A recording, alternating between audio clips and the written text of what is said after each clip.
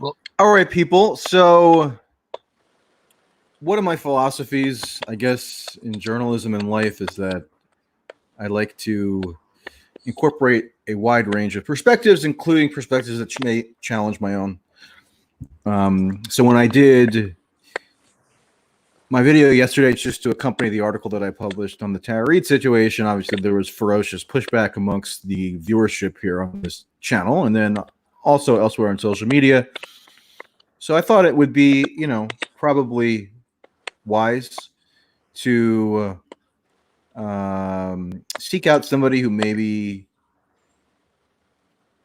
differs with my perspective on the situation, which is one largely of skepticism. Obviously, can't know with complete metaphysical certitude whether an event like this happened, especially absent various details in terms of the chronology and the location and that kind of thing. But my general assessment in terms of the plausibility is that the claims have not met a plausibility or credibility test. So I have this gentleman on whose name I don't even know. I know his screen name, obviously, who offered to discuss this. And I'm hearing a little bit of, I don't know, like a clicking type noise. I don't know if that's coming from you. Can you hear that? I'm not sure. I hear that as well. You do hear that? Yeah, don't think it's coming from my end, but. Okay. Let me try something here.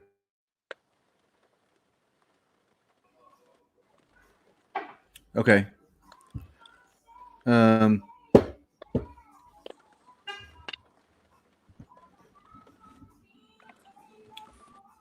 Okay, maybe that'll fix it. Clicking type noise appears to. Okay.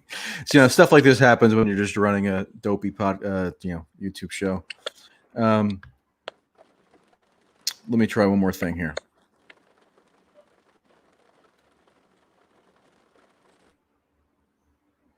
Okay.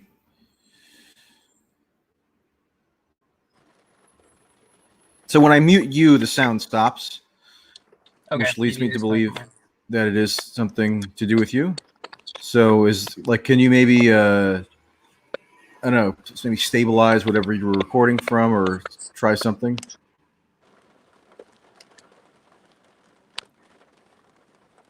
Stabilized. Okay. It sounds like it actually went away, but okay. No, it hasn't. Good. All right, so we have a minor clicking sound. So if that enrages you to the point that you can't listen to this, so be it. All right, so you offered to discuss this, and you said you read the article. So maybe you could just summarize what your main objection is, or your main point that diverges from mine in whatever way. Yeah, so I think obviously there are a lot of things that we probably agree with or agree on, but then certainly some ways where we kind of diverge a little bit. I did have a chance to read your article, and I think you laid out a lot of the details where I sort of diverge a little bit on that is where I think you probably focused on some things a little bit too much that may or may not be immaterial and sort of skated past certain things that I think constituted stronger corroborative evidence. Now, of course, you mentioned early on, there is really no way to know beyond a reasonable doubt whether or not this allegation is true, right? I think we can agree to disagree on whether or not it is a credible allegation, but I think that point in and of itself is also something that I'm sort of putting on the side a little bit on the back burner, because I think where this entire story where I've taken exception to it is sort of the media coverage that it has received. And I know you briefly sort of touched on that in the article. And I was hoping to get into a little bit more detail on that in this conversation. I think you started off by saying in the article that this was by no means a affirmation or an indictment on whether or not the accuser, Tara Reade, is a liar or is lying. Because we can't know whether she's consciously lying, right? We can't get into her interior mental state, so it's not within our purview to make that judgment necessarily. There are other ways to assess the credibility or lack thereof of the allegations. Sure.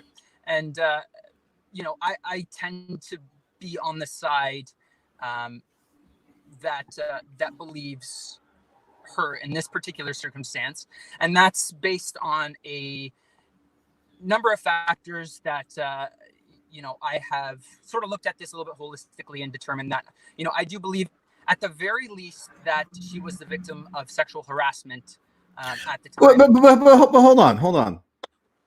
Sexual harassment, while objectionable, is an entirely different arena than physical assault. So, like, when you add a qualifier saying at the very least she was subject to sexual harassment, you're talking about an entirely different thing. Sexual harassment wasn't the object of my inquiry here. It was whether a violent assault was committed, which is like just in a different universe, at least in terms of the moral gravity and the legal implications and various other things. Sure. No, I understand that. What I'm trying to say is that as far as me making the affirmative claim that I believe her, I almost hesitate to get into that area where I claim I believe that she was sexually abused, because I think that So let me just understand what you're saying. Are you saying that you're not making the positive affirmation that you believe that she was subjected to this, what she calls a rape? Well, I think that it becomes an exercise in equivocation, especially using that term. I believe her. I think that some of the evidence that has been stacked up, some of the corroboration that that she's had on her side, does make it a credible allegation. I think where we go with that is a different story, right? Because, just given the circumstances, this issue has gone past the statute of limitations in Washington, D.C. So she has also explicitly said that she is not levying a criminal accusation against Joe Biden for what has happened. This is more, putting pressure on somebody who's in a she could pursue civil litigation though. I don't think she's said that she will though. Right, but I'm saying she could. There's no statute of limitations there. Sure. Okay, fair enough. And she said that she's willing to testify under oath. And in fact, the standard of proof would be lesser in that circumstance. Sure. Yep. Fair enough. Let's just to touch on a few of the things in the article that you mentioned. You mentioned that she had, of course, of all the corroborating witnesses or people who gave testimony, really there are only two people that were available, for expounding on the details there. Or she only cited two people that it was possible to inquire with to expound on the details. It's not that those were the only two that were just available. Those are the two that she presented as available. Right. And in your estimation, is that somehow does that somehow indicate to you that she? Is it evidence to the contrary of her claims? And in fact, there's arguably just one, because when she initially gave a list of people who corroborated, she only specified. So she always said her mother was one of these three, but her mother's deceased. Then you have her saying that she has this anonymous friend who's allegedly a corroborating source. And that was the only one she cited in her discussions with the media a year ago. Then when she started making the graphic new rape allegation March 25th, she added her brother, who hadn't previously been on the list. But I just went by what she said on the March 25th podcast interview. And my point is that if you analyze, so the mother is not available, right? People cite the Larry King phone call from August 1993, but in fact, there's nothing corroborative about that phone call in terms of the rape allegation. All the purported mother, and I actually think it is plausible that it is the mother because she's from San Luis Obispo, and it lines up with what Tara Reade had said about somebody calling in to Larry King. So I grant that's very likely to be her mother. But if you look at just the words of what the mother says in the phone call, the mother says her daughter had problems Right. in the office of a prominent senator, and then out of respect for the senator, did not pursue publicizing those problems. Now, Right. respect would be an odd adjective or an odd quality to assign if you're saying that this person raped your daughter, but we'll leave that aside. Well, yeah, but I mean that's where we sort of start to get into some disagreements here as well, because but hold on, let's just to finish the point. That phone call doesn't corroborate an assault or rape. It corroborates Tara Reade's story that she encountered some kind of problem in Biden's office. Then you have the brother who initially told the story to the media that excluded anything to do with assault or rape. And then he got in touch with them later after he conferred with this guy, Nathan Robinson, and sought to clarify that he'd heard something about hands going under the clothes. But if that's true, that doesn't corroborate the rape or assault allegation. So then we're left with this anonymous friend who still hasn't had her name attached to this. And she says there was also another corroborating anonymous friend in the initial round of Tara Reade stories in April 2019, where this anonymous person corroborated the non-sexualized version. So then we're told that this, assuming it's the same anonymous person, we have no reason to really doubt that it is, we're then told that she's also corroborating in the radically different version. And then if you actually go and look what this person says about her memory, she says she, quote, repressed on purpose the memory of being told about the assault, whereas she has vivid recollections of being told about other problems, and that she didn't commit to memory being told about the assault. And we know that she's been in constant communication with Tara Reade throughout this entire process, which, could lead you to infer that it's at least plausible that a new memory was implanted of some kind. We can't say that with certainty, right? But just given what this person says, she's not saying she has any direct memory of being told about this. So like that, none of that amounts to corroboration in my mind. Certainly wouldn't hold up in any court of law at all. I know we're not in a courtroom, but it's at least a standard to be cognizant of. And I'm curious to know where I'm wrong in terms of doubting the corroborative value of those witnesses.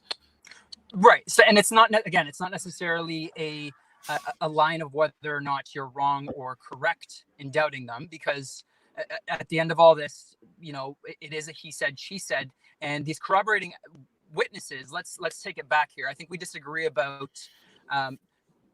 the strength of the evidence in the fact that her mother contacted a popular daytime show around the time that a nighttime show, but yeah, nighttime show around the time that I don't watch Larry King or didn't around that time, to say that her daughter had a problem, again, vague words, a problem with a prominent senator at that time, and didn't divulge any more information out of respect to him.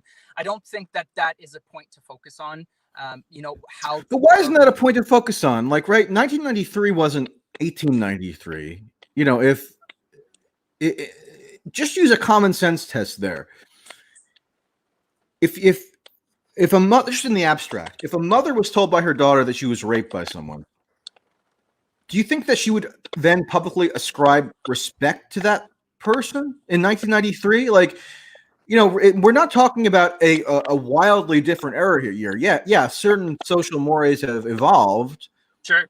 But, it's not like people were oblivious to the harm caused by rape at that time. In fact, 2 senators had just been forced out of office, one Republican, one Democrat, as a result of various allegations around sexual misconduct. And Biden had just presided over the Anita Hill hearings 2 years before. So there was even a national conversation around sexual assault or harassment, violence, whatever. So, like, does it just make common sense to you that respect would be the word ascribed to that alleged perpetrator of a rape? Well, I think there's several things that we have to consider here. Number one, I mean, just the obvious fact that it could have just been used as a colloquialism, right? Out of respect, meaning that for various reasons, she didn't want to go into details about this and opted to use that phrase or that term to justify that. Number two, we don't know what Tara Reade at the time had told her mother regarding this. We don't know whether or not she had told her that she was raped or digitally penetrated. But but it's supposed to be corroborating because she did tell them about the mother supposedly about the rape. That's the point of corroboration. Right, I get that. But so again, the idea in this instance is that we're not aware what she said at what was told at that time, because we do know that later on, Tara Reade also opted to tell many of her personal confidants that that he had sexually harassed her. In fact, she claims that she put in a report to Senate personnel at the time about the fact that he had sexually harassed her. But it's the report that she supposedly put in, which of course nobody has seen, and it's not even clear that it exists. It's not even clear that she's accusing Biden directly of sexual harassment. She's claiming that her complaint was that she encountered sexual harassment in the office. Yes, and she has since come out and mentioned that was in relation to Joe Biden. Okay. Yeah, so she's come out and said a lot of things recently. Okay, but I mean, but we're talking about corroboration, right? So if the mother can reasonably be considered to be corroborative, then she would have had to have been told about the central claim here, which is the rape. And she may have been. I'm just saying that at the time we don't know. But nothing in the public record indicates that at this juncture. Yes. So again, we're focusing on the use of the term out of respect, and I'm explaining that there are several reasons as to why her mother may have used those words on national live television at that time, during a call with Larry King. I personally find that you want to call it evidence. I find it to be pretty strong. I find it to be pretty powerful. I don't think that she would have called into a nighttime show of that stature for something benign or something that was of little consequence. I think that personally, and we disagree on it, I think that was one of the more powerful pieces of evidence that has come out since. Powerful evidence of what, though? Sexual harassment? Yeah, sexual harassment or sexual assault. We're not quite sure because obviously it wasn't mentioned during the phone call. But I think it's. But I don't think anybody's doubting that Tara Reade raised concerns about problems that she allegedly had in Biden's office, perhaps having to do with sexual harassment at the time. The point is whether the rape charge could be corroborated. Right. But that's why we're all focused on this. Yeah. So it's very possible that she has told people that the extent was that she was sexually harassed, with inappropriate comments or, inappropriate touching, although whether or not that constitutes sexual assault is sort of a contentious point. But she has told multiple people that was the extent to, and even in her previous, coming out last year, for example, she didn't mention the sexual assault, the rape allegations. She mentioned that he had sexually harassed her. I think there are many reasons as to why. She didn't even say that he had sexually harassed her last year. He said she absolved him of any sexual misconduct whatsoever. That was her words, not my words. Her words in April 2019. She did accuse him of what she regarded to be inappropriate touching. Right. But then that was non-sexualized. Right. And then also making sexualized comments towards her about how she looked but she didn't even allege that Biden directly made those comments to her. She alleged that she was told by somebody else in Biden's office that he liked her legs.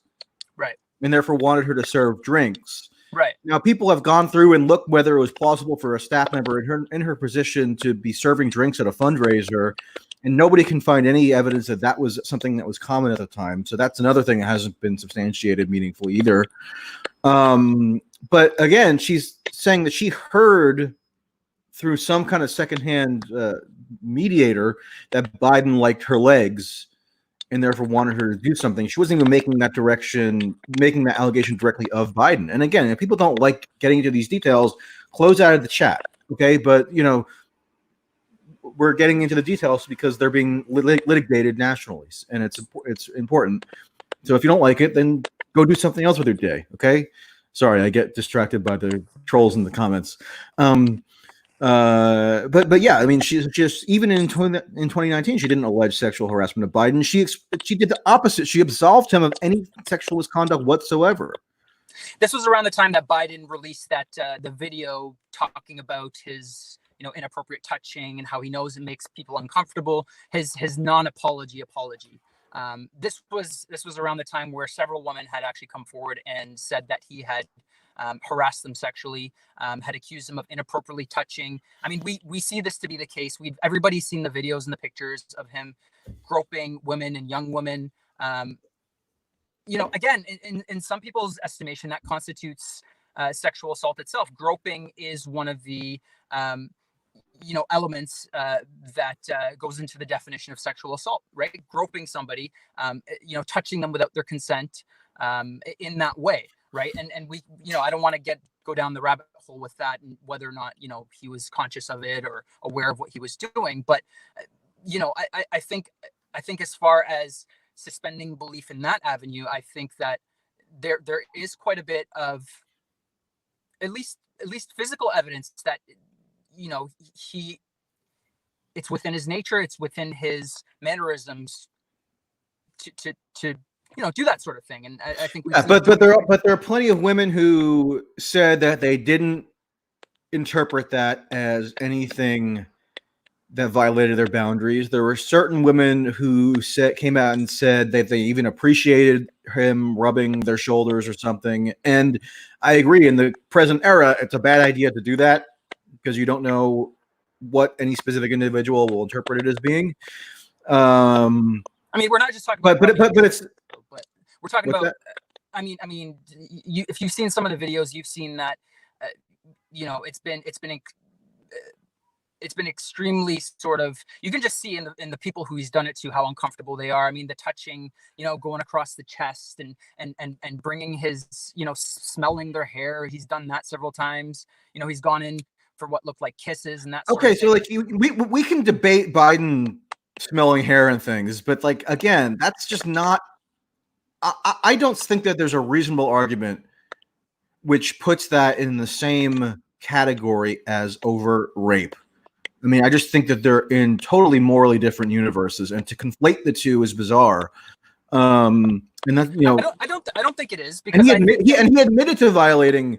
He admitted that there were times where he made women, I guess, feel uncomfortable, and that he would change his behavior. So, like, I don't know what there is to really debate on that. I just don't know. I just don't accept that there's a relationship between that and then penetrating someone in a public hallway, thereby raping them. Like, they're just not even remotely in the same category in my mind. Well, I think it's important to bring up, because I think a lot of the defectors, or the people that have you know, taken a position to the opposite, have claimed that it's not within his nature, that he's not that kind of person.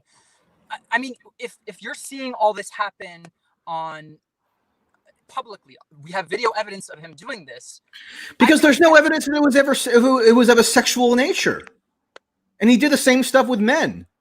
I mean, so whether or not he thought it was a sexual nature doesn't mean that it's any less violating to the people that he did it to, right?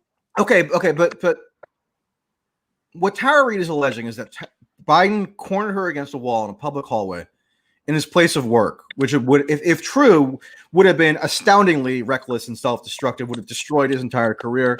This is, you know, he had already run for president once. He was a prominent senator.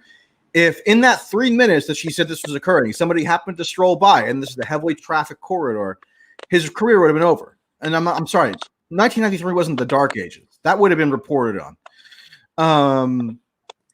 So if you're raping someone in that manner, there's got to be some sexual desire component there, you Sure. would think. Yeah. And none of the other stuff is necessarily linked to sexual desire. It's just a guy who's handsy with all sexes, who is it's within his nature to be handsy. No, I mean, not with all. I mean, yes, certainly he's talked about. So you're saying he didn't do that with men?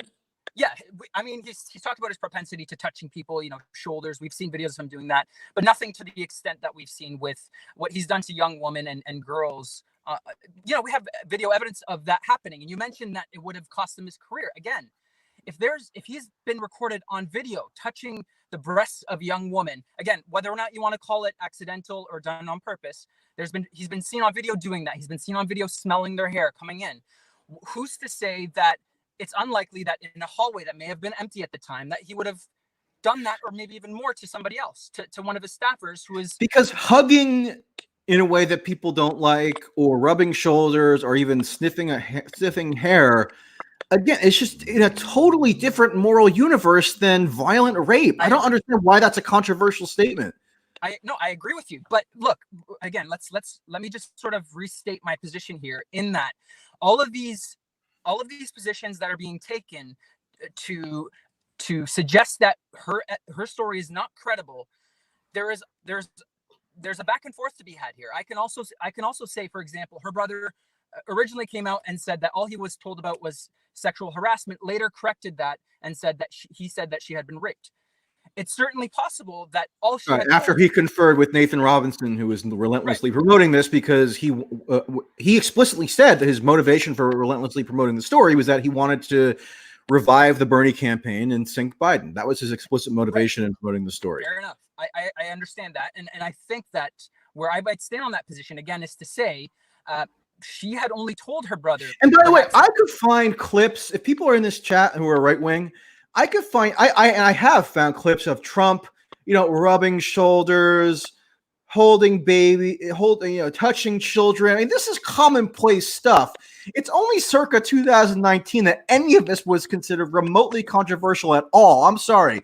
Okay, I accept that mores change, but people all of a sudden imbued this with a radically new moral tenor circa 2019 that would have just been alien in the very recent past. Okay, so at least people should be aware of that.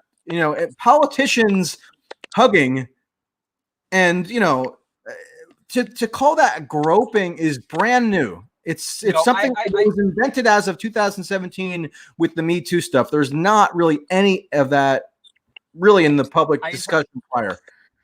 I entirely disagree. I think if you how do you disagree? I mean, there's not, what is there to disagree with? It was not. You don't think that there was a moral? There was an erection of a brand new moral prism through which to view these things. I think that if you, when I had my own levels of skepticism about this story, and when I went back and rewatched some of these clips that people had put out of how he had interacted with, especially young women, young girls at that time, I think it goes beyond just hugging and touching and sort of the human interaction that he calls it. It seriously makes you uncomfortable to go back and rewatch some of those clips of what he's done. And in a lot of those cases, you can see the young woman or the children moving away from him in those instances, and he continues to come forward. And you think he had a sexual motivation in doing that? I don't know what his motivation was, but I think that's beyond the point. I don't think that's... It's not beyond the point, because we're talking about a sexual crime here. That's why we're talking about the Tara Reade situation. Yes, I understand that. I'm saying... And you're saying that these other incidents have bearing on the Tara Reade allegation, which is an overt allegation of sexual violence. So if we're talking about all these other public instances of touching that people found inappropriate, that would really only be relevant if it could be said to have some kind of sexual dimension. It's beyond the point whether or not I think at the time publicly he had sexual motivations when he did that, when he did those things. Okay, but if the Tara Reade thing happened, then there had to have been some kind of sexual motive there, right? Sure. Yes. Okay, and so that would require a sexual motive. The other stuff wouldn't require a sexual motive, correct? Necessarily. I don't know. It's hard to say whether or not, I'm trying to I mean, think whether or unless not you're I think saying that do you think it's reasonable to say that Joe Biden is a pedophile because it's he hugged a reasonable. girl? Yeah. That's sort of a loaded question. I don't think it's reasonable to say that he's a Okay, I pedophile. agree that I don't think it's reasonable. Okay, so we agree on that. Yeah. Anyways, so going back to what I was saying, her brother came out and said that she had told him that she had been sexually harassed. He later came out and changed that claim, said that she had been raped. Again, I think it's certainly possible that that's not an indictment on whether or not she was lying. It could have been she had admitted information to him. It could have also been that after if she omitted information to him, then it's not corroborative.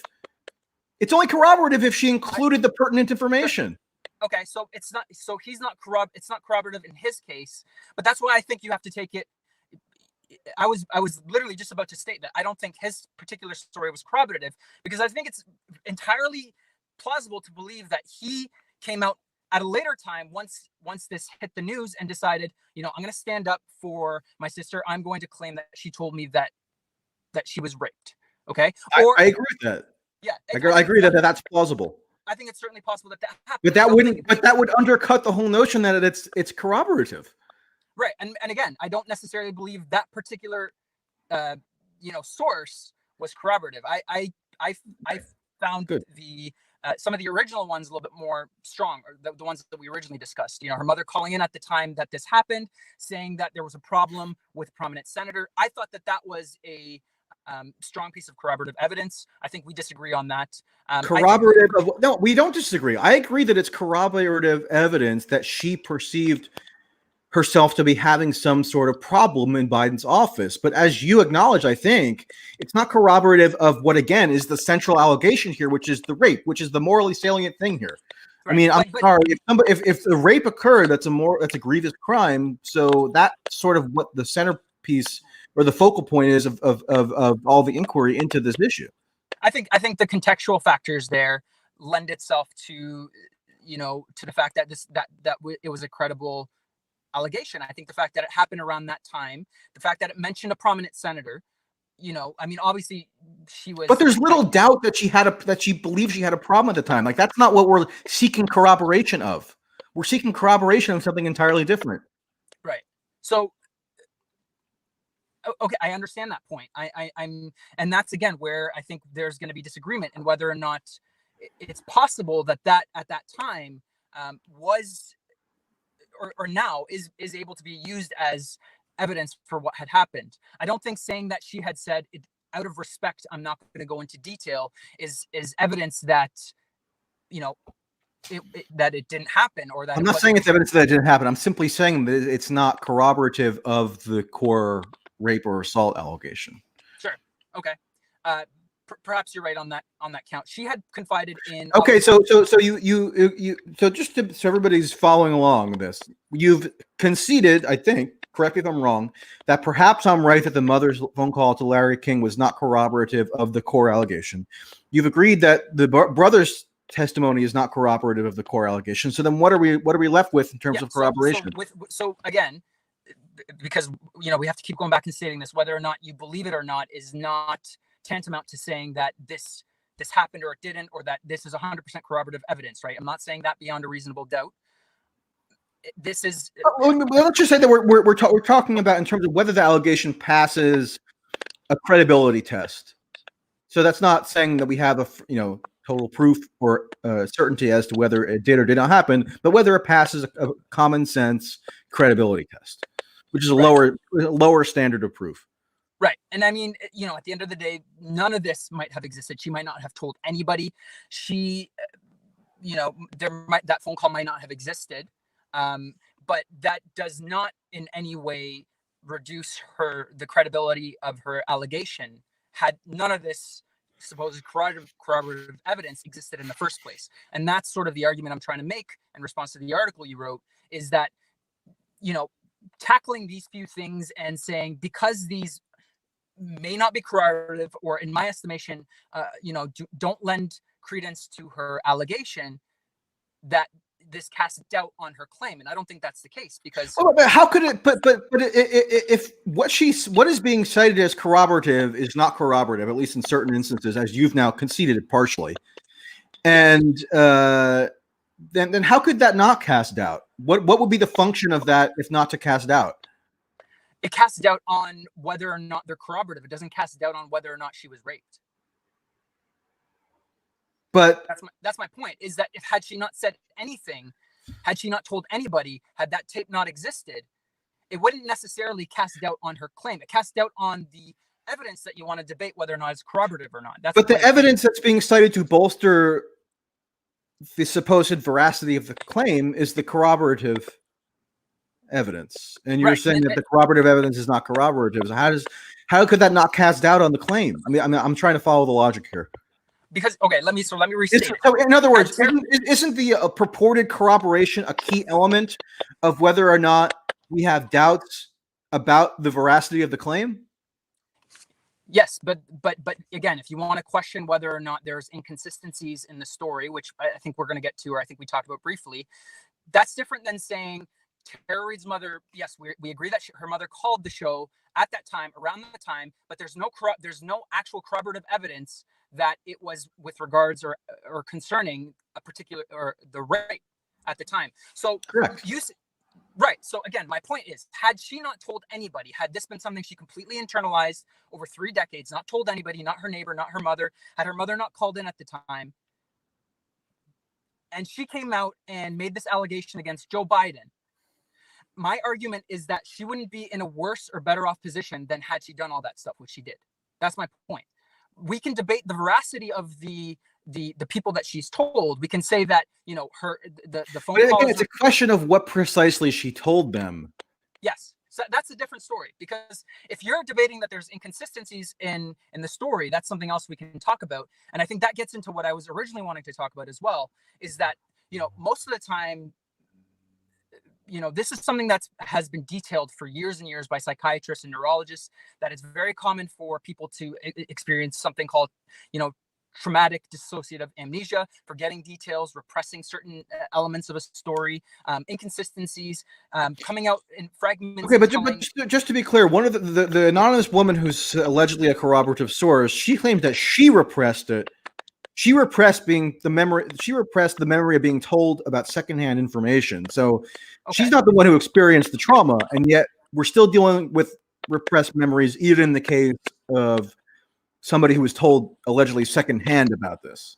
Again, I don't think that necessarily, adds strength to the alternative option there, which is to say that it didn't happen or that she's lying, this anonymous source. I think what we have to take away from that is that,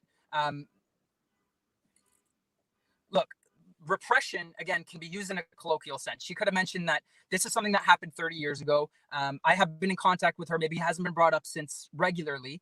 It might not.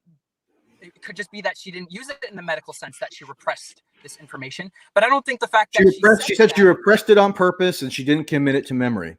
Sure, that's what she said. Why could that not have been said, offhandedly as a casual sentence, that she didn't think about it, or that it's something that didn't come up in her memory again? I mean, she didn't. It's not. I don't believe that she mentioned that she, was diagnosed with. Again, we have a common sense test here that I think we ought to apply, and this applies to the neighbor too, who we now know. We know Tara Reade got in touch with prior to her coming forward, and walked her through this. So we know that's been publicized. And this neighbor says that, oh yeah, I was told about, so not contemporaneous corroboration, but 2 or 3 years after the fact, the neighbor says she was told about some incident with Biden, and the neighbor says she forgot all about it. Okay, so again, I'm granting that the nature of memory is a complicated subject, varies by individual, no doubt about that. But just as a common sense test, if you were told, let's say now, that by a friend, that they were cornered in a public hallway and raped by a prominent senator who would then go on to be vice president and then run for president again, do you think that's something that you would totally forget I mean, again, just a common sense thing. Just forget about Tara Reade for a moment. Do you think that you'd forget about that? I don't think that. I think in that instance, no, I'm asking you. I'm asking you. Yeah, sure. And here's what I'm going to say. I'm going to say, what if this particular friend of mine had said, I don't want you to tell the full extent of the story. I'm not ready for it to come out. It's making me uncomfortable. In 1995 or 6? Sure. Okay. Yeah. Go on. You know, perhaps this is something that came out over fragments. This maybe not something she told her anonymous source about entirely or in its entirety right away, or perhaps she told her, I don't want this to get out yet. That's not an uncommon thing as well, right? It's you know, I mean, she confided in very few people. Obviously, this is something that perhaps she was uncomfortable with coming out, right? We know that these sorts of things happen to trauma victims where they internalize. Oftentimes, they don't even say anything at all. No, I'm not talking about the trauma victims. I'm talking about the neighbor and the anonymous friend, both of whom said that they didn't commit this to memory and or they forgot about it. I'm asking you, sure, Rotary Cup. Okay. If you were told something as shocking as that, something as criminal and violent as that, does it stand to reason, or does it pass common sense that you would just totally forget about being told that? It wouldn't. Well, I don't know. And again, look, because whether or not I'm telling you, if a friend who I trusted, who's, let's say, a woman, but it could be a man too, I guess, theoretically, but let's say a woman who's a friend of mine told me that she had been, number one, I'd be outraged, especially if I generally trusted the woman, believed that she was a credible person, etc. I would be outraged by this. And I really, really, really don't think that I would ever forget being told about that. And again, I know I'm not everybody's like me, but I think most people would probably say that, wow, that would probably be seared into your memory if you were told something as shocking as that. I don't know. I think that if you've talked to women that have been victims of sexual but again, assault, we're not talking about the victims. We're talking about the women who were purportedly told about it. But I think it's relevant because I think that these things can happen by proxy even too, right? And again, perhaps she mentioned that she had shared violent stories with her neighbor about, you know, sexual assaults or things that had occurred to them. I mean, these things, you know, it's not. This may not have been something that they, you know, put down into writing and talked about extensively for a long period of time. It could have been done, you know, offhandedly, where they were sharing stories, and this is something that was exchanged back and forth. I just think it's unreasonable to focus on that and act like, you know, we have to focus on that because that's what's being cited as corroboration. Sure. So how can we're obliged to focus on it? What is that? What else is there to focus on in terms of evaluating the credibility of the claim? Because the fact that her anonymous source said that she repressed it, we can call the veracity of that. We can call whether or not that's credible, you know, into the forefront. But you can argue it one way, I can argue it the other. I can say that she was, you know, perhaps traumatized for her friend and repressed that memory herself. Perhaps this is not the first time they had shared stories. Perhaps this is, you know, this is something that they had done prior to and since then.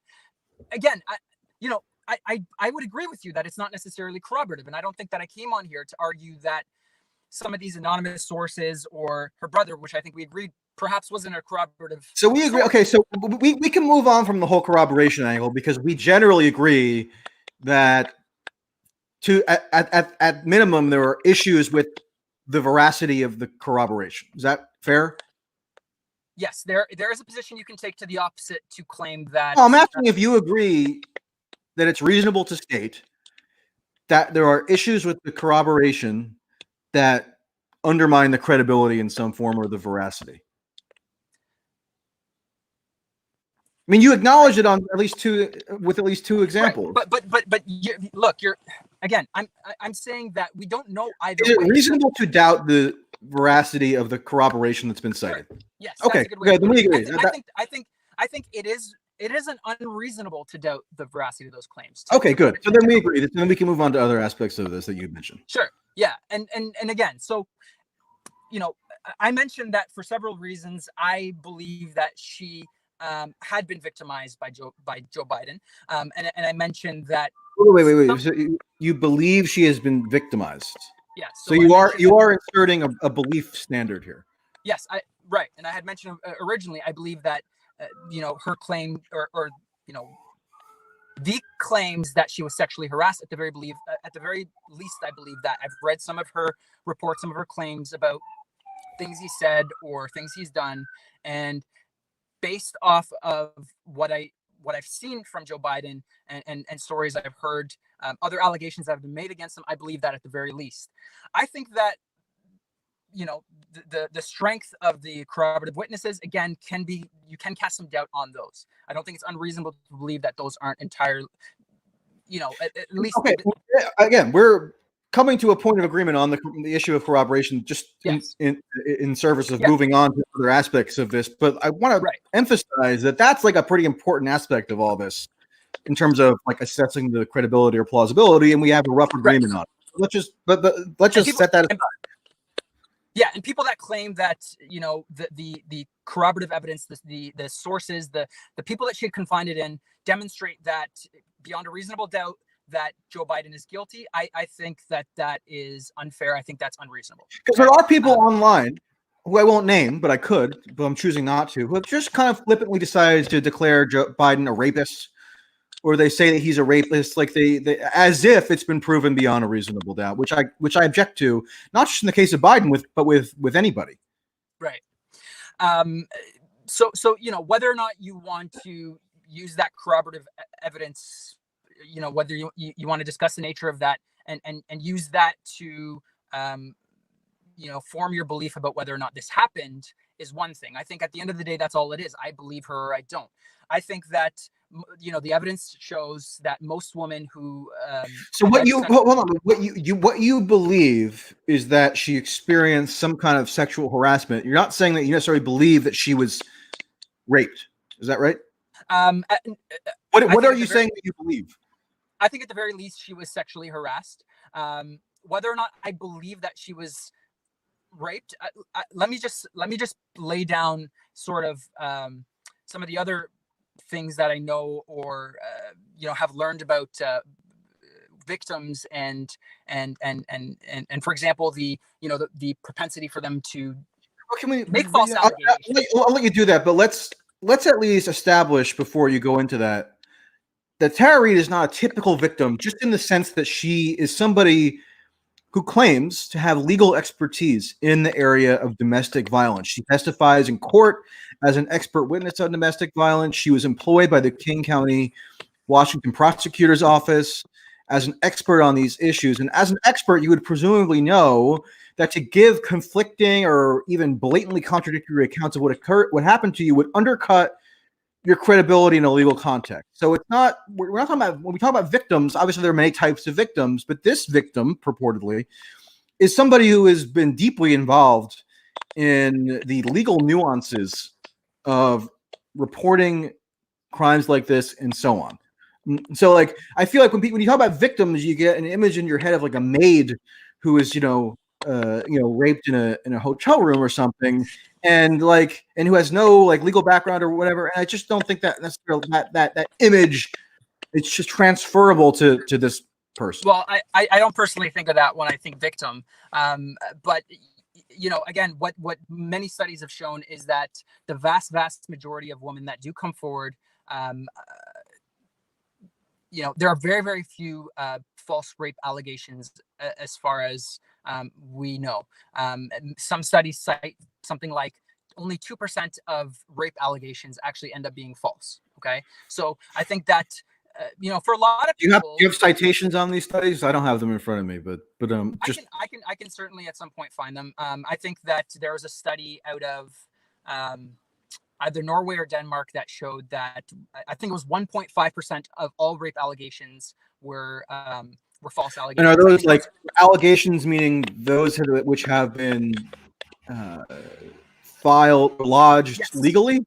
Yes. Okay, so this would be different because it hasn't been lodged legally. Right. Okay. But again, this is to sort of set the general standard for what I'm trying to say here. There's also a study out of Canada, I think, that cited anywhere from 5 to 10% of rape allegations ended up being false in a court of law at that time. Okay. Again, we 5 to 10, you said? What's that? You said 5 to 10%. 5 to 10%. Okay, that's one out of every. If true, that means 1 out of every 10 criminal charge was found to be false. Sure. I think that was one study that was done in Canada. I guess using epidemiology and looking at case studies involving. So, almost every study that's ever been done on false rape allegations has found that they are the significant minority. Very rarely do women come forward and make a false rape allegation. And why that's the case. I mean, we can discuss that, right? But again, I think if these this is why I asked for a citation. If these studies are drawn from a data set which is limited to allegations that are specifically brought forward in a formal legal process, then what you're saying makes sense to me, and I would roughly assume that it's probably around that number in terms of the false ratio. But just saying something on a podcast is like a little bit different, right, than a formal legal process. Why would you say it's different? For what reasons? Because if you file a criminal complaint of rape, then that means your claims are going to be analyzed adversarially, possibly, in the courtroom context by the opposing counsel, etc. And you're just accepting different checks on your claim than you are if you're just making the claim somewhere on social media. I think that in this instance, Tara Reade stood more to lose by making this claim against former Vice President Joe Biden. What did she stood to lose? What's that? What has she stood to lose? Well, I mean, you mentioned in your own article that how unfair it is, and I think how egregious it is that some of these accusations that have been levied against her since, in a lot of ways, how traumatizing that must be itself. I mean, you have people everything from calling her a liar to a Russian asset. Okay, and I never called her a Russian asset, and I rejected that. I said that's we've seen allegations against her. People on social media say all kind of crazy things. I can tell you that from personal experience. Okay, so that's not really, that's not new. That's nothing new. I receive death threats all the time. I'm not equating myself with her. I'm just saying that is an inevitability of doing anything which garners you a public platform. Right. So you're saying that it's different to come forward and do it in a court of law versus on a podcast, which sort of trivializes what happened here, in that she became the center of the public eye, in the middle of all the legacy media. For what? Can I ask you this? Do you think I'll grant that she has things to lose from this in the sense of being accused of being a Russian asset. It is true that she had a very weird blog post where she kind of eroticizes Putin. I don't care about that, but people, if you have a weird thing that you wrote, people are just going to read it and comment on it. So it's she did write it. But also I'll grant that it's unpleasant to have random people on the internet saying mean things about you. I can, okay. Well, but I'm asking. I get death threats as well. I can show you if you want. Sometimes I'm sure you do, and nobody deserves to receive death threats for stating an opinion. I agree, but it's something. I agree, but it's right. But it's an inevitability of the modern internet. Do you think that she has anything to gain? Granting that she has certain things to lose from it, do you think she has anything to potentially gain from it? I think that if you look back at what the Believe Woman movement, I think how it started was, originally it was made because of the whole, police or similar authority figures saying things like it was their gut that these people were lying. I think that her coming forward before a prominent political figure was set to attain a position of higher power, is really all the reason that she would need to come forward in the first place, right? You are now. I'm sorry to interject, but I keep getting this comment in the stream. And I just want to address it. So hold that thought. People are saying, "Oh, what about this filing in the 1996 or 7 court case where the husband says that she told him she was sexually assaulted?" That's not what the husband says she told him. The husband says that she told him of her again, problem encountering what's called sexual harassment in Biden's office. So in that court filing, and I read the entire file, people, okay? I spent a lot of dopey time on like a Wednesday reading this entire thing. All it says is that she allegedly relayed to the husband. The husband claims that she relayed to him being told about that she encountered something around sexual harassment in Biden's office, which again is why I'm granting that I think it's been adequately corroborated that she believed that she experienced something related to sexual harassment in Biden's office. That's been corroborated to my satisfaction, including based on the court case, but it has nothing to do with rape or assault in that court file. So you can stop commenting on that in the stream, but please go on with what you were just saying. I lost my train of thought. I was yeah, I'm sorry. Your train of thought was, I asked you what, granting that she might have had things to lose by doing this, is it possible that she had things to gain? You were saying, going into the history of the Believe Women movement and so forth. Yeah, and I think I think that could explain her justifications for coming forward, right? She did this prior to, during a time where this person who she alleges raped her, whether or not you want to believe her, this is what she's claiming, is now set to attain the most powerful position in the country, as president. And I think that is incentive alone for her to come forward, as far as what she might gain from doing this. You saw the exact same thing with the Kavanaugh case, right? The day before he was set to— And I agree that Blasey Ford potentially had something to gain from doing that. But she had things to lose and to potentially gain. Right, but the parallels between those two cases, set the standard. And people were saying, hold on, I'm sorry to keep interrupting, and I really should just ignore the comments. But people are saying who's claiming rape? Tara Reade is claiming rape. That's the word that she describes. That's the word she uses to describe her interaction with Biden in the Senate basement. Okay, and you're saying digital penetration isn't rape. Well, according to Tara Reade, it is. And in fact, the Department of Justice revised its definition of rape in 2012 to include any non-consensual penetration of an orifice. So we are dealing with an accusation of rape here. And with that, I'm going to actually move my window so I don't see the comments anymore. Well, yeah, I don't know about the nuances of that. But my point was that there's a lot more to lose in her coming forward with this accusation, I believe, and that's been shown since. How so? Like, how do you gauge that she has more to lose versus more to win or gain? Again, death threats, the character assassination the smears that she's received. But she's also gotten a lot of praise, right? She's also gotten a lot of people who are saying they believe her and standing up for her and promoting her and almost even and heralding her, right? How was that? That's not praise that people said that she believed her. Praised her courage. Praised her. But women don't come forward because they want their courage to be praised. Can you? No, I'm saying I don't, whether she wanted that or not. I'm saying she's received praise. You deny that? But how do you set that up against receiving death threats and say that? I don't know how you set it up. Do you acknowledge that she has received praise in certain quarters from doing this? She is courageous for coming forward, and she has received praise for that. So you're praising her right there.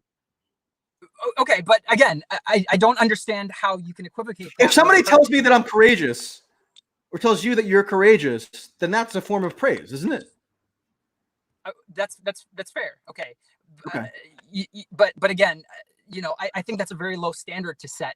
And it's difficult to equivocate that with some of the downsides of her coming forward, which have. I'm not necessarily equating them. I'm trying to lay out the various motivating factors that might be operative here. Some of which have to do with what she stands to lose, and others have to do with what she potentially stands to gain. Is that not reasonable? Yeah. Do you believe that she, personally, I'm just going to ask you now, do you believe that she stands to gain more than she stands to lose with? I don't know how precisely. I don't think it's possible to even precisely calculate that. But I'm saying that's why. Consider some of the variables. Consider, a couple of variables in either column. Okay, I'll give you a variable. And the reason why I didn't include this in the article is because I knew if I did, people would accuse me of poverty shaming or something to that effect. But it is the case. And stop me if you think I'm going overboard in any of this. It is the case that she has had very precarious employment over the course of her life.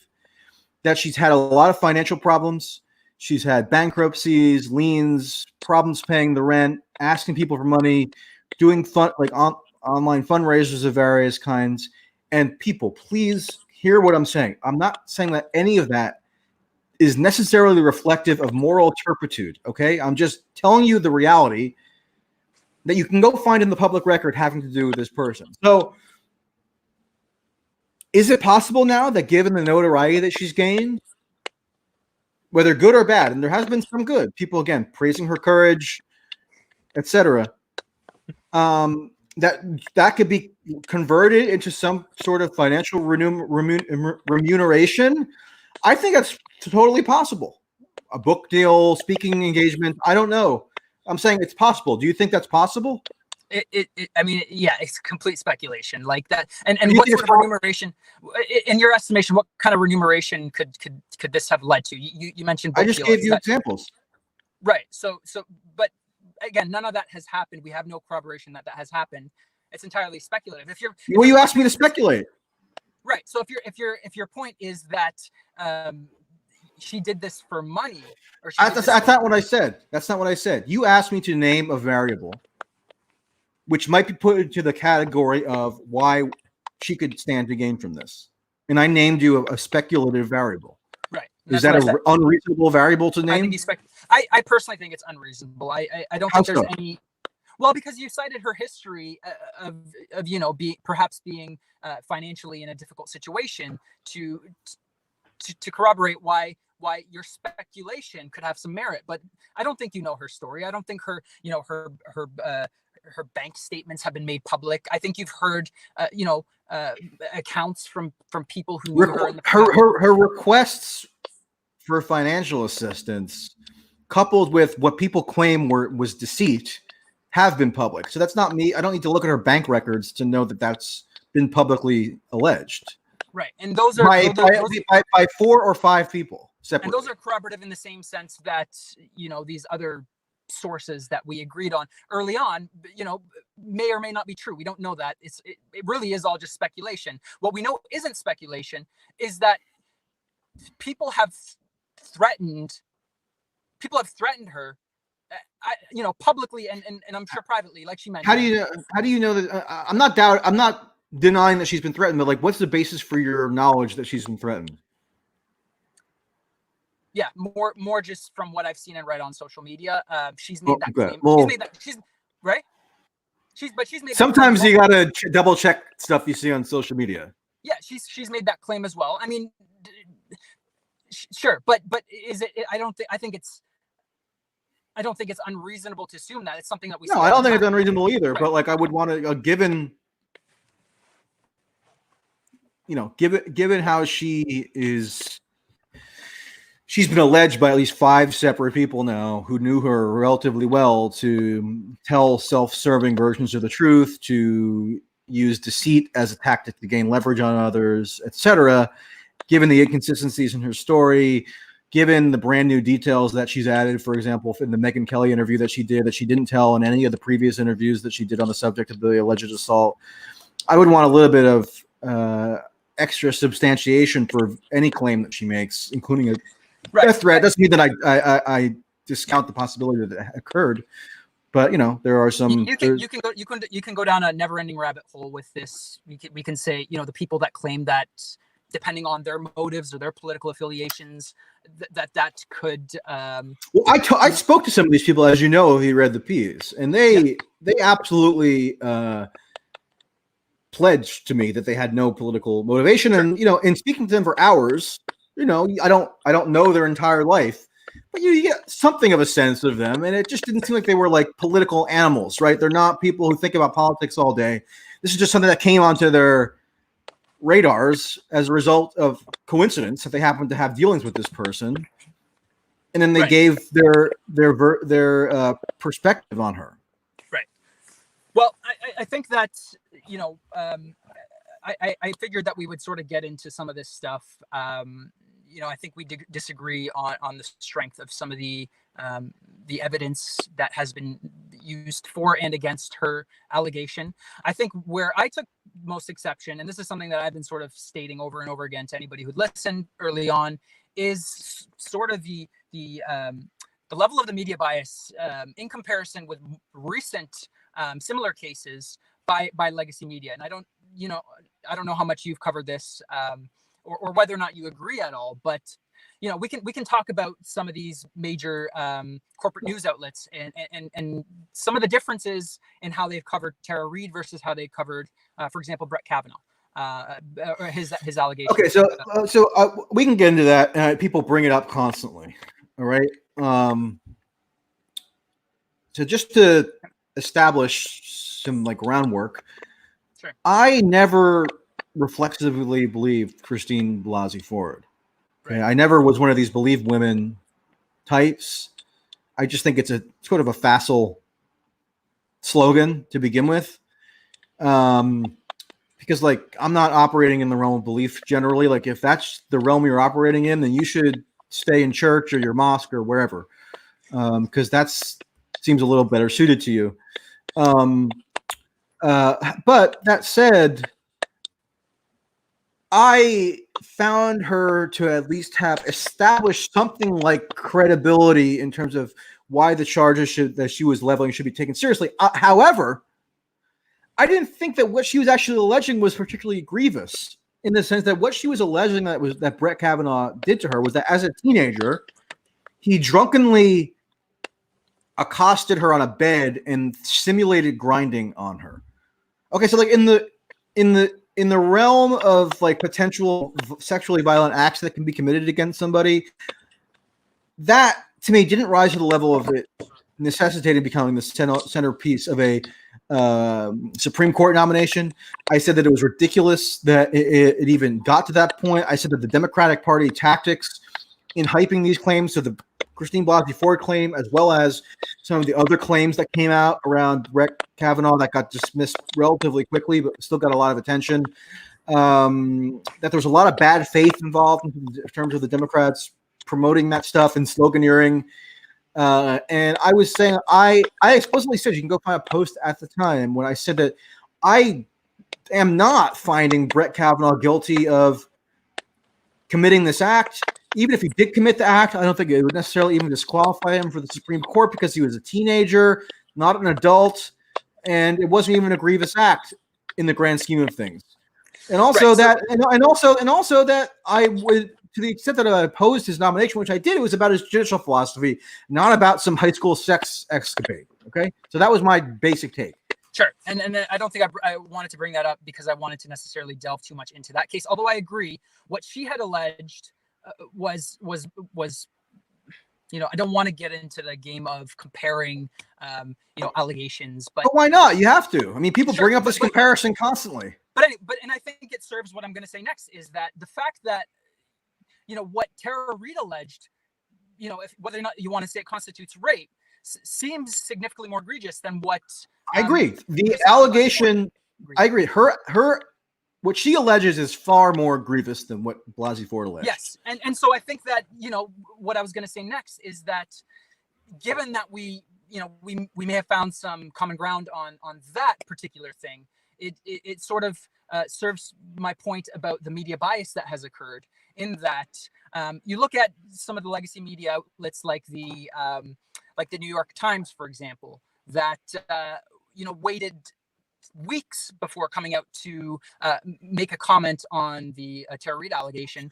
Okay, but let's clarify. She was in regular contact with the New York Times a year ago when she was telling a radically different version of the story.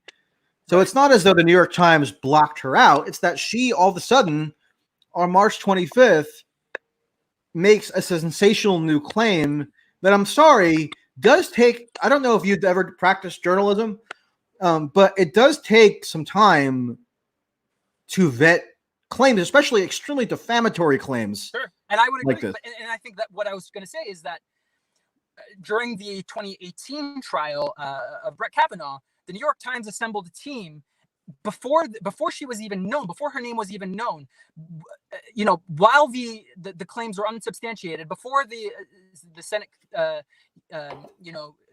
judiciary hearing had occurred, to talk about this. And this was a day after she had reported it. She had come out and said it.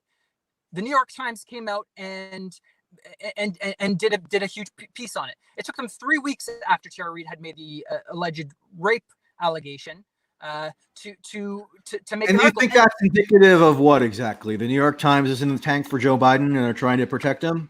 Well, what happened the day after the New York Times released that article? There was a stealth editing that occurred where the author had went back and taken out parts of the article that he later claimed were, he had done because they were ambiguous. I think they were women who did it, actually, but yeah, go on. Right, and what he had mentioned in the article. No, I mean, they're women journalists who wrote that, but so. Okay. Yes. Apologies for that. So what she had taken out, or what they had taken out, was that the previous allegations of misconduct against Joe Biden, the sexual harassment allegations of him hugging, touching, making women uncomfortable. Women had come forward and made those claims. That part was removed retroactively after the article was released. So and that was after they had received. But that gets back to the whole question of whether it's relevant, or whether it could be reasonably characterized as sexual harassment. And I'm not defending the New York. I have no brief for how the New York Times covers this. I objected actually in real time to how they covered certain aspects of the Kavanaugh hysteria. Like the one case that I think is pretty almost entirely straightforward is when they amplified the claims of this woman who was fished out by Michael Avenatti. Her name was Julie Swetnick, and she said that Brett Kavanaugh and his friend, what was his name, Judge something Judge, like spiked punch and engaged in like a rape line or something, and like that was pretty quickly discounted even by Democrats who were opposed to Brett Kavanaugh. They were saying, "Look, this is ridiculous. Forget about this secondary allegation." But the New York Times did, I think, recklessly publicize that. So I agree, and but I just don't understand why people they throw the New York Times in my face as if I'm responsible for the New York Times coverage. Like, aren't I only responsible for what I produce? Like, how am I accountable for that? Yeah, no, sure. And I think that's one example, of one publication that, exhibited. And also, like, why can't the Tara Reade stuff be analyzed on its own terms? Like, why is it all thankfully, in this conversation, we went about an hour without talking about Christine Blasey Ford. But it seems like over and over again, if you mention a single word about this on social media, you automatically get hit with Blasey Ford, which is like, okay, if you want to have that meta debate over and over and over again, that's your prerogative, I guess. But at a certain point, and I made this point in the article itself, you got to transition to just assessing this on its own terms, I would think. Or else you don't care about rape, unless you think it's more morally salient to complain about hypocrisy and double standards with regard to another incident. But it does, I think that, again, it depends on what framework you're and a lot of people have admitted to me, I don't care whether it's true. So they don't care whether it's true or not that Joe Biden committed rape, which to me seems like an extraordinarily morally impoverished perspective. And I think that, it's probably fair to say that a lot of people are using this as political fodder, or, as a cudgel to serve their own partisan interests. I would agree with that, and that goes for the left-wing people and some of the right-wing people. Sure, and I think that's fair. To claim that. So the New York Times, was one example. CNN probably had some of the most egregious examples. I mean, it took them, I think, almost a month after a lot of the other mainstream outlets had reported on it to come out. During the time of the, to go back to the more recent allegation that, whether or not we want to agree that, that served a political interest for them to report, they had done about 700 articles on the Christine Blasey Ford allegation before they had reported even one on Tara Reade. 700. Christine Blasey Ford happened in September of 2018. Right, and I'm talking about during that time, during the period of her. Okay, well, I don't know if these figures you're citing are accurate. I would have to go check that. And again, I'm not defending CNN either. I'm just asking you. Did you object to the coverage of the Christine Blasey Ford stuff, like on these grounds at the time? I'm going to be honest and say I didn't very closely follow it. Okay. I don't think I'd necessarily made up my mind, about that. I don't know all the details of the story at the time. I think, again, the place where I take the most exception is with how I've seen this portrayed in the media. One of the, outside of independent sources, one of the first, outlets I had seen report on it was Yahoo. And at the time, it was in their sports section. They had reported on this and they had somehow put it in their sports section. I don't know, what that was about, but obviously it didn't receive the same coverage that it would had it been, streamed elsewhere. In their news section, they put it in their sports section at the time. So, all of these outlets, including the Washington Post as well, they had some pretty questionable standards for how they covered this versus other allegations. So, you asked me whether or not they. But then isn't the answer there? Like, I agree that there was excess with respect, journalistic recklessness and excess with respect to the Kavanaugh stuff. I mean, part of that was because it was this very contained and intense period of a time constrained period having to do with a Supreme Court nomination, which I think generated a lot of this reckless coverage. Whereas this, it's a little like you don't have quite the same time constraints. So I'm just giving you the differing context here. I'm not justifying anything. Right. But, for example, I just pulled up an NPR story from April. Hold on, I lost it. Damn it.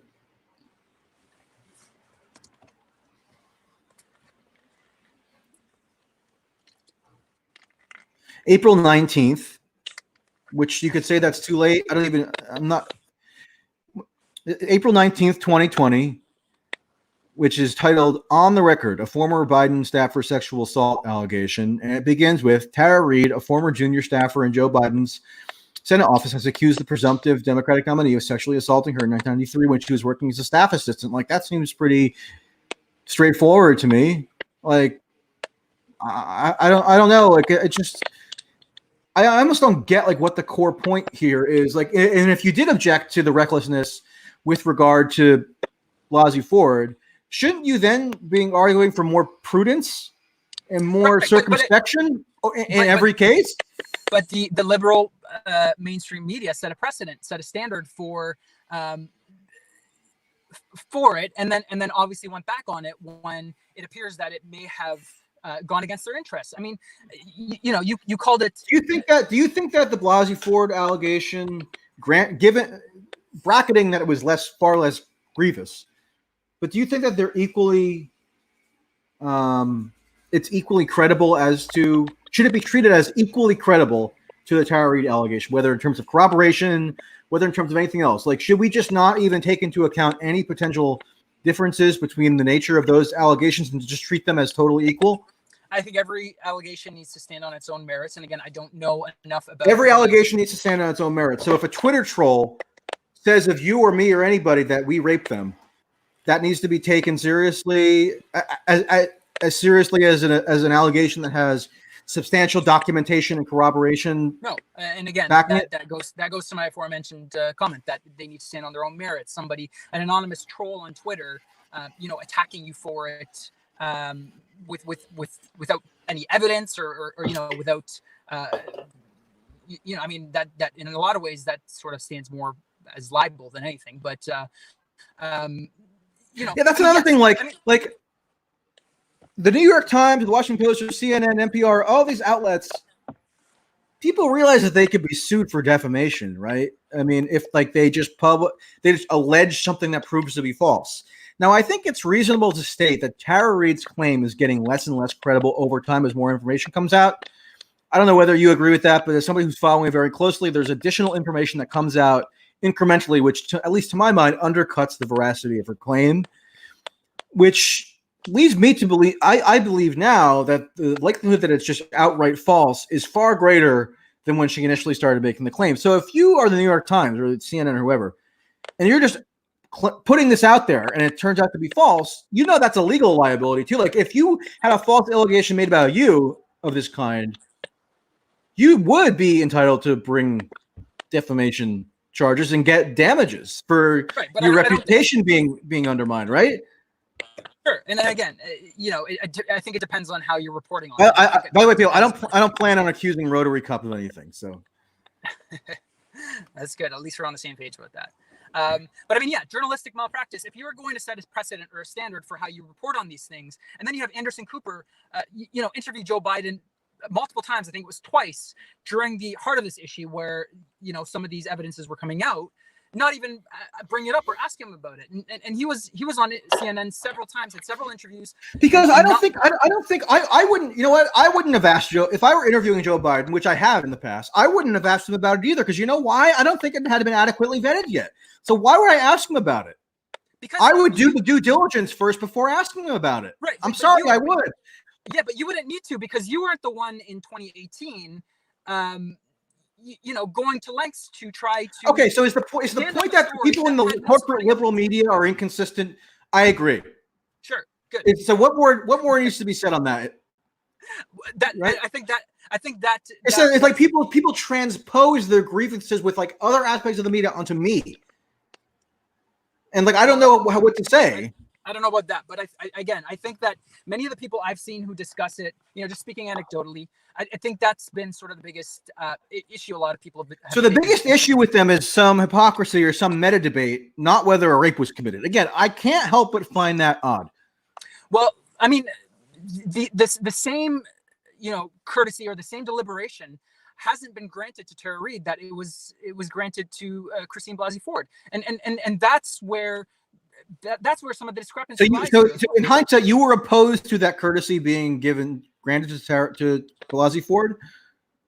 No, I don't think so. I think that it's important that claims are taken seriously, and just given what I've cited previously about some of the research that exists. Okay, so even if there was a delay, right? So now we're at the point where the claim is being taken rather seriously. It became a national story. Biden was ultimately asked about it. It's covered very consistently now. So even if there was too much of a delay, it's now a national story. So so isn't the claim at this point being taken seriously? Even if it was belatedly in your mind? I mean, no, perhaps if it depends on what framework you want to use, but taken seriously to the same extent that the previous allegation was, I don't think so. Again, why do we always repair back to this one-on-one comparison with Blasey Ford? They're just different. How can you situations. Because it's not legally required that we do that every single time we talk about this. That's why you're not required to. This is not a legal case. They are not there. There is no legal precedent from which that Tara Reade came forward. As she claimed, this is not she's not trying to try him criminally for this. I don't see how you could look at both cases and argue that there aren't some giant.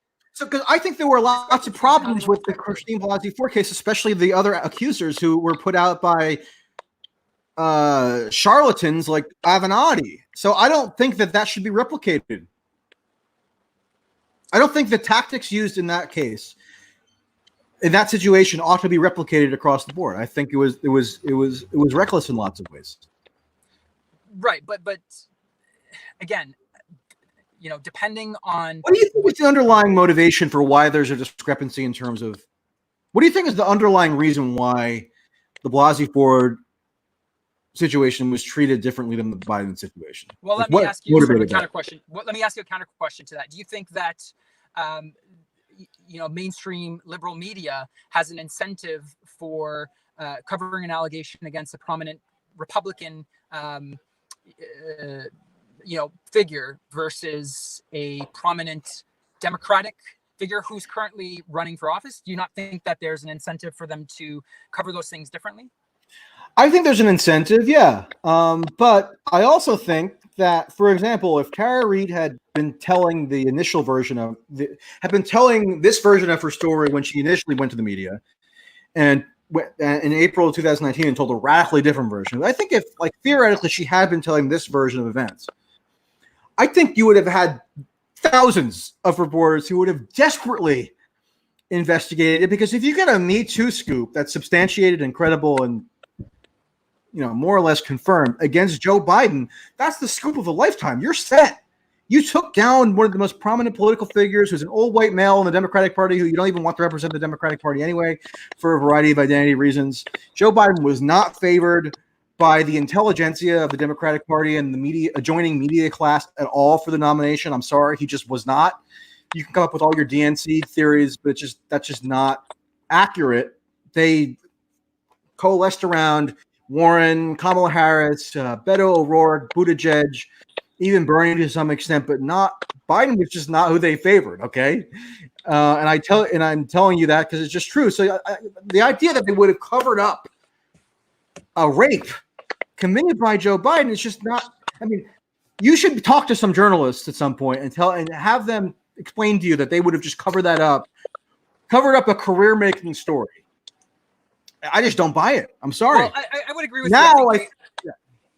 I think they saw some plausible deniability in that case, and whether or not just nobody seems to entertain the possibility that maybe the allegations are just not credible enough to warrant the focus that people in online Bernie world think that they warrant. Right, but that's not the point. And you and I even earlier in this conversation came to some agreement that the corroboration has issues.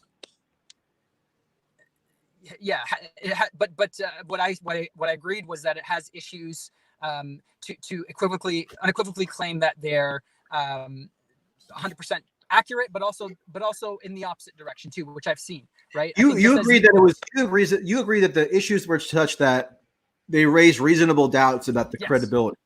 Yes, but it's also unreasonable to claim that they are beyond a reasonable doubt bogus corroborations.